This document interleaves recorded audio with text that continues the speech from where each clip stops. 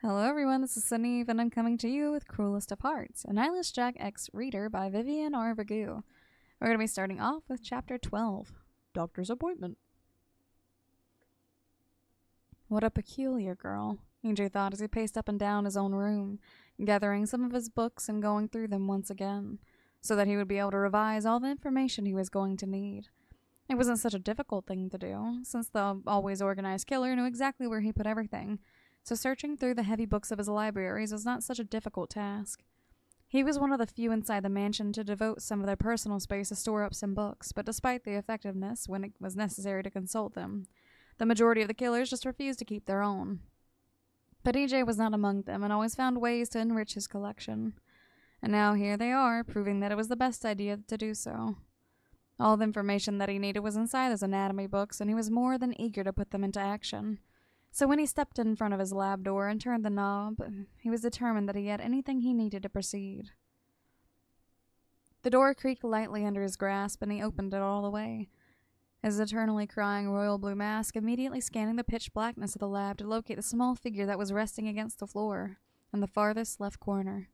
Despite the lack of any light, he was perfectly able to see her, an advantage that his creepypasta nature bestowed him with. And right there, curled up in a small ball, was the girl that had managed to pique his interest. How on earth a mere human had managed to do that was beyond the killer's high intelligence and comprehension. It was a wonder that not even him could find out, and thus grew more and more with each passing day that he had her around him. Indeed, the fire that always burned behind her eyes was everlasting and not to be overshadowed by anything, not even in the many attempts he did to scare the fire away, to drive her off the edge of what made her human and push her beyond the boundary of mere terror. At first, he thought that doing what he did with all the victims he brought up here would be enough. A bit of intimidating and showing that their lives were on the first line of fire was usually more than enough to break all resistance even to the most durables. He needed time, yes, but not more than a week or so, and of course as he made sure that they would come face to face with his monstrous characteristics. The coal black skin, the shark teeth, yes, that was enough to give them a clear picture that what they dealt with was not in any way human, and making them realize that there was no way out, and death was the only thing that could offer them salvation, if they were lucky enough to die quickly. And then here is this particular girl, YN. No matter the times he had threatened her life, no matter the days he had left her to starve, no matter what he did to show her that he was not human, nothing, absolutely nothing seemed to faze her in the slightest. Yes, she was intimidated a few times, the specks of fear lightened up her inside of her eyes like small sparks of fire that flashed and then disappeared in thin smoke. But nothing lasted. Even when fear consumed her at times, even if he left her in the darkness wounded and scared beyond belief, when he would come back, he would find her once again up on her feet and with a fire inside her burning loudly like an insatiable fire from the pits of hell. She was looking at him straight in the eye. She didn't hesitate to speak her mind. Yes, she was cautious and uptight, but never failed to face him head on and never cowered back. She was the first one to try and negotiate with him. Like, did she even think it was a good idea? What did she think she would accomplish? She was mere flesh and a nice meal waiting to be devoured, yet she tried to stand up for herself. Still, EJ knew that this last one-on-one the two of them had must have made it clear that he wasn't fooling around and that she had no way to negotiate with him. Because he wanted to kill her. He wanted to rip her chest open and snatch away her peculiar heart and proceed to eat it right away, watching her as she would drown her in her own blood. His killer instincts were twitching inside of him. Just one small movement and her neck would break. Just a bit more pressure and her skull would shatter under his hand. It was that easy to kill her, and he found himself dreaming of what her organs would taste like. Would they be as dream-haunting as her voice? Yes, they would. They could feed him for many days to come, where he could just store them up for special occasions. He bet that her kidneys would have a divine taste. How mouth-watering, he thought. There she is, EJ. It's the perfect opportunity. Kill her. She won't even see it coming. It would be so easy. The voice whispered inside his mind. Yes, it was indeed a great opportunity. His mouth watered, coating the shark teeth, and he took a threatening step towards the little girl's direction. His delusional and crazed mind flashing with all the endless ways he could make her blood adorn the cold walls. He would have to clean it up afterwards, but who the hell cared? He would have gotten himself a first-class meal. Yet, as he did that one single step, and as the images flashed before his empty gaze, they were all shortly succeeded by the memories of her haunting voice. The divine sound flooded EJ like something warm in the coldest day of winter, wrapping around his mind and driving away all the maddening thoughts and drugging him. Yes, it was addictive. The sound this girl produced was addictive like the most powerful drug in the world, and once the killer had experienced it, there was absolutely no going back. If he had to describe for the sake of keeping what was left of his mind, he would describe it as if when you were intoxicated, the numbing effect runs through your veins like a chilling mist that consumes your whole existence, offering you a way out of this damned world of chaos and madness. It leaves you breathless, unable to move at all, and craving hard just to get one more glimpse of the divine gift. And once you had heard it, you were unable to run away. Once you have tasted it, you were already damned. Nothing was equal to that. Pipe, bird, voice. None of these matched that sound, whose like perhaps has vanished from the earth. Not words, but sounds so light, too soft to echo even from close by. Whether close by or distant, I knew not, like the scent of May that wafted on the air, the sweetest, inexplicable, such power as to have love and death alone.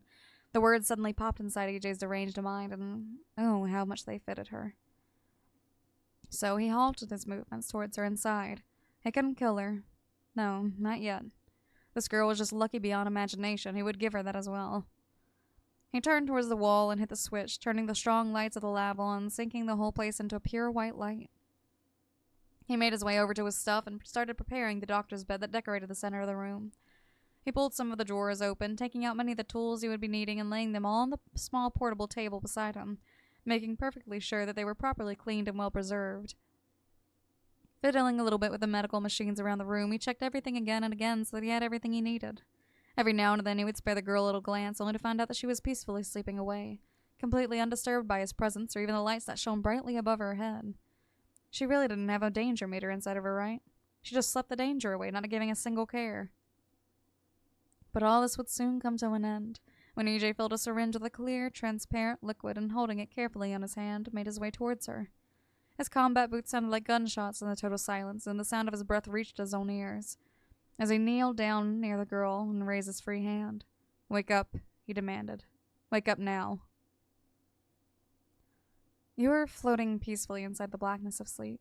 Everything was so serene around you, and no matter how cold you were, how much your own body shook, you wanted to just stay there forever, protected and hidden away from all the problems that you were facing when you were awake. Like the fact that you had been kidnapped, the blue-masked man that was anything but human, and the fact that you would probably never find out what happened to Jack. All of these things were clouding your mind, making you want to find just a small escape by numbing the pain away from your fragile heart.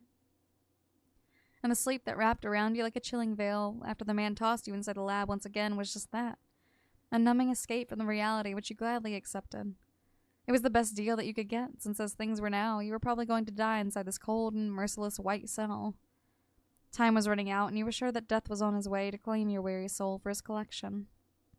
Yet, you couldn't spare thinking things like that right now. What really mattered was to find out a way out of this hellhole before it was too late. The man tried to make it perfectly clear that in case you attempted to escape, you would die and not by his hand, since far more dangerous things lurked outside his room, but you knew better.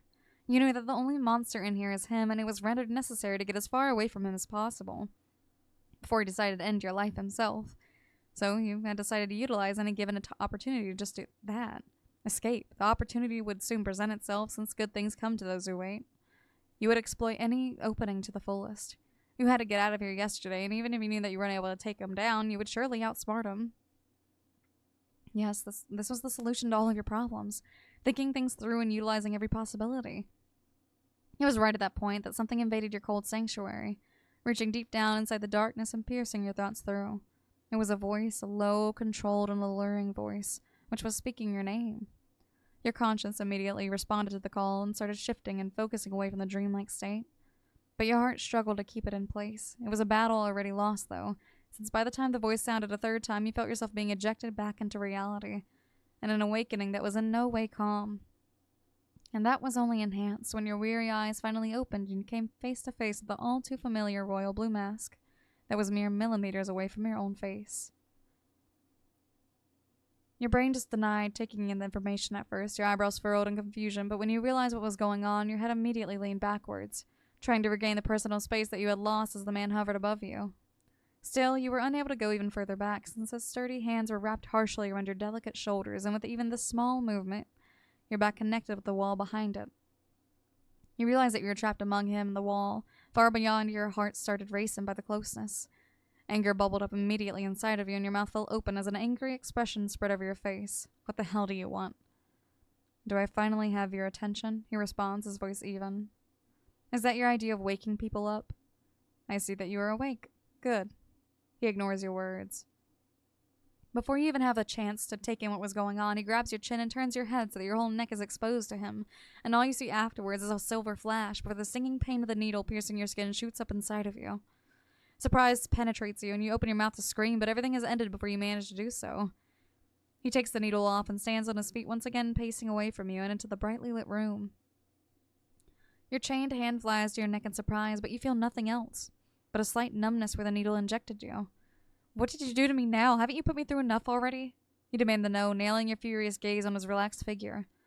You do not have to worry, he says as he inspects some of his medical tools. It is just a mild anesthetic that will keep you obedient.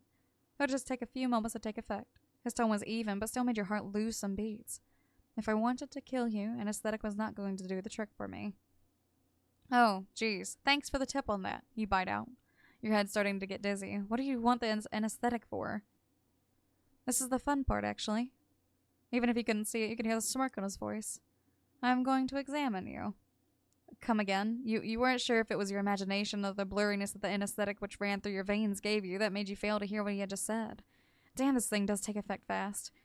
Your brain is feeling strangely euphoric right now, and little by little you find it a little too difficult to move even a little bit. Strange numbness, but not annoying, though. I'm going to examine the state of your heart to see what you were suffering from.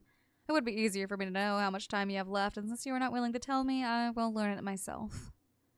He was about to examine you himself? He was about to make you undergo a full medical examination because you didn't tell him what was wrong with you? He really believed you would be able to find it. He wasn't just a murderous bastard, he was also delusional. You wanted to be mad at him this time. You wanted to open your mouth and yell at him that you were not going to undergo through nothing, but as your mouth did open and you inhaled a sharp breath, instead of screaming at him, your brain must have messed up the messages and instead began to laugh. As your mouth opened, a violent bubble emerged from deep within your chest and burst out into a fit of laughter, making you almost fold in two, hugging your belly with everything you had, trying to breathe in. You laughed and laughed and laughed, and you were sure that his gaze had fallen on you and that it was growing darker with each passing second. Yet you simply could not stop yourself from falling into this fit of laughter.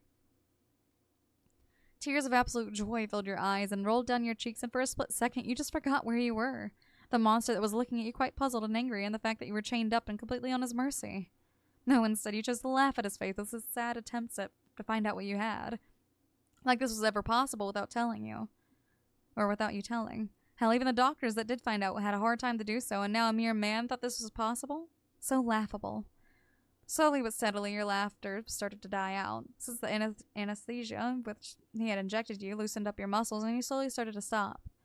Just in time when he walked up to you, undoing your chains and lifting you up in his sturdy arms with one swift movement, walking back towards the doctor's bed in the middle of the room. Care to explain what is so funny? His voice was a mixture of curiosity and slight, ever so faint anger. The fact that you really believe that you can find out? You hear yourself say from afar, since your whole body now felt alien and your vision was a bit blurred by the anesthesia. Don't take this the wrong way, but you fail so hard. Another laugh left your lips. Something metallic clinked beside you, and two portable medical tables appeared. One on your right that was filled with needles, and one on your left that was filled with medical tools. And what makes you believe that I'm unable to find out? He surely sounded cocky a bit. Because not even the doctors couldn't find it at first, he shrugged. So failure is at hand for you. You laughed more. Damn that anesthesia. We will see, Wyan, he comments, turning some machinery on and placing some taps on you. And before you know it, the sound of your heartbeat fills the room, coming straight out of the cardiographer and able to portray all the emotions you were feeling. Well, that you would be feeling if the drug didn't keep you under check. His attention is slowly turned towards it, and you are sure that he's studying it closely, making his own observations. You know, I never really got your name, you mumble, half asleep, half laughing. You didn't know this was possible until you experienced it. He didn't even seem to respond to your sentence, and you were about to ask him again when he spoke, stare glued on the monitor screen. That is because I never told you. Care to tell me now? You ask sheepishly. Is it necessary or one of your concerns? It's only fair to know the name of the one that'll kill me, you shrug. Fair enough, he simply said. It's EJ. I would say nice to meet you, but it's not good to lie. You mock him, and burst out laughing once again. As you do, though, you notice that part of the control of your body is being restored. Your torso seemed ever so slightly lighter than before, and your head was not so heavy. Did this mean that the anesthesia is wearing off a bit? He didn't give you too much, that was for sure, because your vision cleared a bit by the movement. This was interesting, yet you were still unable to do anything. It appears you constantly have arrhythmias and palpitations, which are so progressed that are now constant. He says, more to himself than to you, and completely ignoring your comment. You have trouble running for too long, you suffer from more exhaustion than normal, and faint easily. You fainted when I chased you out of the forest, right? He questions. Well, yes, comes the natural lie out of your lips. The anesthesia helps you cover up your traces, and carefully you slip your hand under the bed, flexing your fingers to wear off the effects of the drug faster. You had allowed him to think about your condition without disturbing him, mostly because you were currently evaluating your surroundings. He left the door of the lab wide open, obviously believing that the drug he injected you with would be enough to restrain you down as a prisoner inside your very own body, something that led him not to tie you up on the bed as well. A fatal mistake if you took advantage of the situation properly. It was the perfect opportunity for you. If you just somehow managed to make the effects of the anesthesia wear off, something that you were currently fighting for with all your might. Your eyes had briefly fallen on numerous heavy stuff which your brain evaluated would be a very good distraction that could slow him down. If you had the chance and the gut to hit him with one of them, then he would at least be disoriented for a few minutes, giving you the chance to get the hell out of here and possibly escape from this damned place. You just had to play your cards right and continue trying to fight the drug. Yes, your vision was still a bit hazy, but you would deal with this in time as well, and you must not screw this up. EJ proceeded into taking some blood samples from your hand and went around the room talking to himself about his ideas and possibilities about your condition, and he just could not appear less sane to you than when he started arguing with himself. Literally. He was asking and answering his own questions at the same time that he connected more machines to you and made more tests. Heavy heart failure, that must be a symptom though. What the hell is it then? He murmured for the millionth time. Are we done yet? I'm getting tired over here. You whine as he comes closer to you, his figure blurred a bit, but his blue mask still standing out. Shut up. His hand wraps around your neck in no time, drowning your complaints along with your breath. It's over when I say so, he says, and it was only right then that you noticed that he had a scalpel at hand, and not only that, but he was leaning dangerously close towards your neck. Your eyes open wide with surprise, and you cease all of your movements, watching in pure horror as he takes his hand back and lowers it on your blouse, taking a hold of the fine fabric and placing the scalpel on it. What the hell do you think you're doing? You demand the no, tossing as much as you could, trying to get away from the sharp object. Fear had laced your voice perfectly, something that he surely noticed, since his empty black stare turned to you and he tilted his head to the side, observing you. Searching for any conglomerations of your blood in your skin, so I am removing the extra fabric. The blouse is not coming off. I can reassure you that I do not have any. You answer him quickly and obviously panicked. He remains silent for a bit. I don't believe you. I don't care if you don't. The blouse stays on, you demand, blushing hard. You were absolutely not going to allow him to tear the fabric away and expose yourself to his deranged stare. The dark blush was also not helping you. The machines that were connected with you were going crazy, but that was nothing compared to what they did when you heard a tearing sound and cold air came in, gentle touch with the skin of your chest. Your head immediately perked up, only to see him tear the fabric through, revealing your bra and your exposed skin to him. Instinctively, your lungs inhaled a sharp breath and your hands flew to cover you up, but he was quick to grab them and forcefully place them on your sides once again. With you struggling with all your might to protect yourself, letting out small screams of pure anger and trying to hit him with everything you had. Or at least what you were provided to you through the anesthesia. So you had to defend yourself, and if that required you kicking or punching him, so be it. Like, who knows what ideas would get in his head, and you absolutely did not want him examining you like that. He tried to pin your hands down and stop you from constantly moving around like a lunatic, letting out a hellish growl that would be taunting, if you were not crazed as well at the moment. Your head perked up and you tried to bite his hands off from yours, but before you knew it, his hand hit you hard in the nose, which opened immediately, filling you with the hot red blood that trickled down and stained your skin. A pained scream left your lips, and taking advantage of the situation, he pins your hands to the sides, leaning closely to you, whispering to your ear with a voice that came straight out of the pits of hell. If you move a single muscle, I'm going to cut off your hands, he threatened, and by the shiver that went down your spine, you knew he meant it. I am tolerant towards you today, but do not test me. I will be examining you, so stay still. You swallowed hard and said nothing. Good. He was smiling, and you could tell. He leaned back once again, and his hidden stare turned towards your exposed chest, examining it inch by inch. This stirred a very uneasy feeling inside of you. You didn't like that you were exposed like that, and definitely not under his hidden gaze, which betrayed nothing about what he was thinking, making it only worse for your already horrified mind. Your inner instincts begged you to place your hands and try to hide away, but you knew that by doing so you would infuriate him more, and nothing good would come from this. So, even if your inner voice is screaming to you to protect yourself and cover up, you applied all of your strength to keep your hands perfectly glued to your sides, as he was inspecting your body, and honestly, pray for the best. Yet he was doing absolutely nothing else but looking at you, trying to figure out what was wrong without even moving his hands as well. It was then that his stare fell on a strange mark that you had on the upper side of your chest, exactly where your heart was located. What is that? He asked, pointing at the mark. Did you have a heart transplant? You nodded and blushed uneasily. Fuck this shit.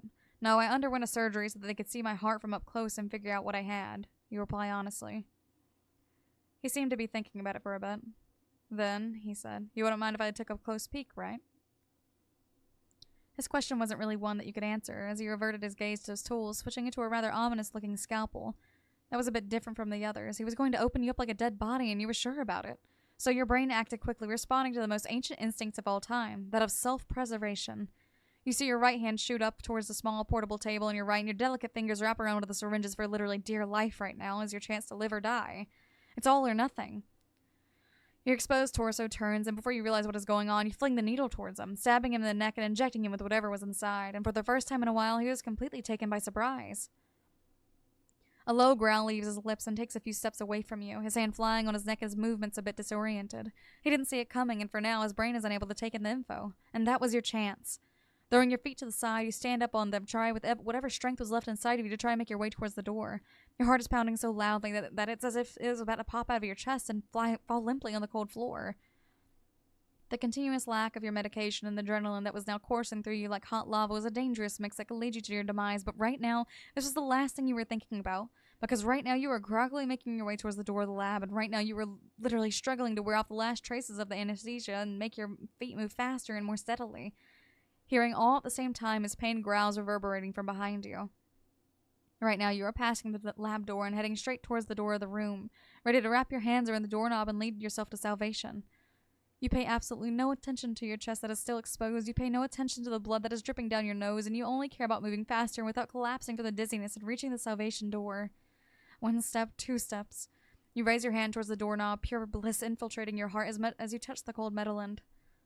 A knock is heard coming from behind the door. EJ, are you in, dude? A gruff, low voice comes from behind, making you freeze on the spot. Out of nowhere, a gloved hand falls on your mouth, depriving you from uttering a single word, and another sturdy one wraps around your petite waist, pulling you against the toned chest of someone far more muscular than you, stopping you from advancing forward and even raising you up a little bit with your feet disconnecting from the floor as EJ pulled you into what would be his lethal embrace. The scream was drowned inside his glove, and once his voice sounded, you were sure that it must belong to a demon. No matter how low it was, it made your heart almost stop. It was threatening and twisted all at the same time. You will pay for this. And next thing you knew, your body was coming in hard contact with the lab floor and the door closing right in front of you, taking away all the chances of survival that you had almost grasped. Author's note. The poem that EJ was thinking is The Cretan by Dionysius the Salama? I cannot. I'm so sorry. I can't. I'm already tongue-tied today. I can't pronounce anything. Anyways, let me know how you guys feel about that. The chapter for that one is chapter 13, What a Broken Heart. Let me know how you guys feel about that chapter, and I will see you guys in the next episode. Until next time, bye-bye!